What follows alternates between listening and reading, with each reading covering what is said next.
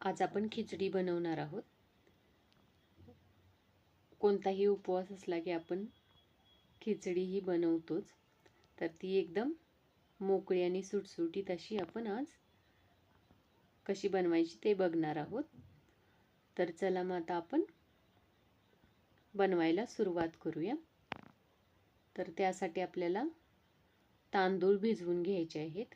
हे तांदूळ आपण जेवढे वाटीने किंवा कपाने जसे घेणार आहोत तसं आपण त्याच मापाने आपण पाणी आपल्याला डबल ठेवायचं आहे भिजवताना।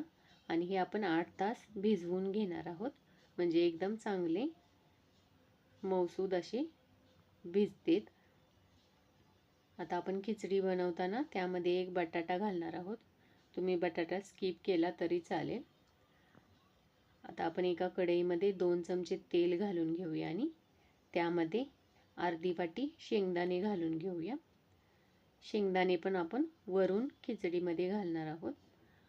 तुम्हाला आवडत असतील तर घाला, नसेल तर स्किप केले तरी चालेल। इथं आपण तूप वापरलं तरी चालेल। तर शेंगदाणे आपण काढून घेऊया आणि त्यामध्येच 2 हिरवी मिरची बारीक कट करून घालायची। मिरची भाजली की त्यामध्येच आपण बटाटा घालून घ्यायचा आहे। बटाटा पण आपण थोडा तेलामध्ये मिक्स करून घेऊया आणि वरून चवीनुसार मीठ घालून घ्यायचं। खिचडीला आपण नंतर पण मीठ यूज करणार आहोत, इथं फक्त आपण बटाट्यासाठी मीठ घातलेलं आहे।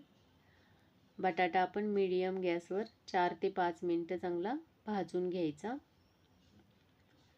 याचा बटाटा भाजून घेतला की खिचडीला छान टेस्ट येते। आता हा बटाटा भाजून झालेला आहे। तर आता आपण ह्यामध्ये वरून भिजवलेले तांदूळ घालून घेऊया। आता वरून ह्यामध्येच आपण 3 ते 4 चमचे आपण शेंगदाणा कूट घालून घ्यायचं। चवीनुसार मीठ घालायचं। आता हे आपण मिक्स करून घेऊया आणि गॅस फुल करून आपण ही खिचडी 4 ते 5 मिनिटं चांगली परतवून घ्यायची। याचा कलर चेंज होईपर्यंत आपण ही खिचडी भाजून घ्यायची। आता ही खिचडी भाजून झालेली आहे।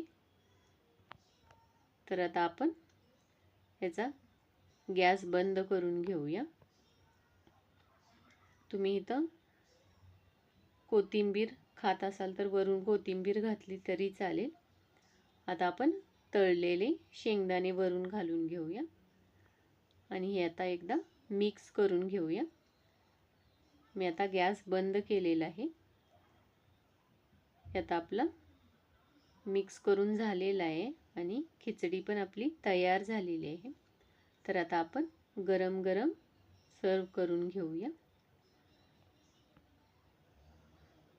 तुम्हाला माझी रेसिपी आवडली असल्यास लाईक करा, कमेंट करा आणि चॅनेलवर नवीन असाल तर चॅनेलला सबस्क्राईब करा। थँक्यू।